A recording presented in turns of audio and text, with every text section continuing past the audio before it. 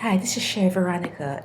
If you entrust your money in an institution or in a securities, stock and securities institution or a bank, or if you loan someone like a family member or your wife, your husband, boyfriend, if you let them have your money and you don't receive it back, you have been sold down the river. You have worked as a slave. Why is that? Let's not sugarcoat this thing. If you worked for money and saved some of it so that you can have it for that rainy day or when you need to use it and someone takes it from you, that means that you work for free and that person that took your money enslaved you. They took the money that you worked for and saved. And savings is really hard to do. It's because you're living your life. You have to pay your rent, you have to buy your food, you have to do things to live a life. And then when you put that savings aside, that is monumental. That's hard to do. So when someone takes it, they sold you down the river. Okay? Let's not sugarcoat anything here. Let's not do it. If you borrow the money from someone, you sold and you don't pay them back. If you don't pay them back, you sold that person down the river. That person became your slave. They worked and you took their money.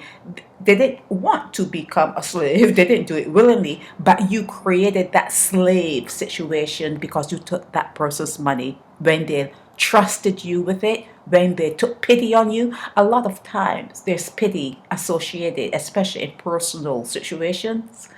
There's a lot of pity going on. You have to stop pitying people. You have to stop feeling sorry for people when they get themselves in a hole.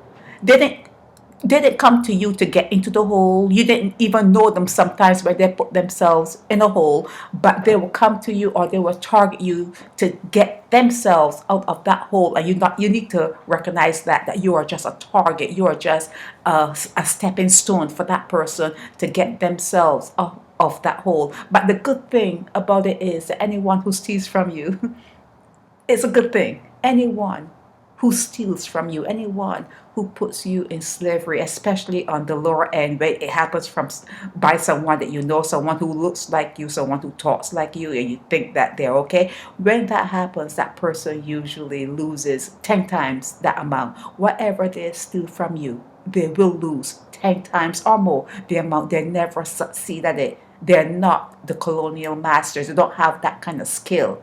They don't. But be always conscious with your money.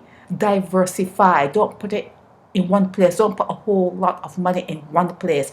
Put your money in different places and trust no one. If anyone, if anyone comes to you to borrow money, you're looking at an enemy. Anyone who comes to you to borrow the money that you saved after you had to do everything you did, and you sometimes you sacrifice so that you don't have certain things so you can save that money.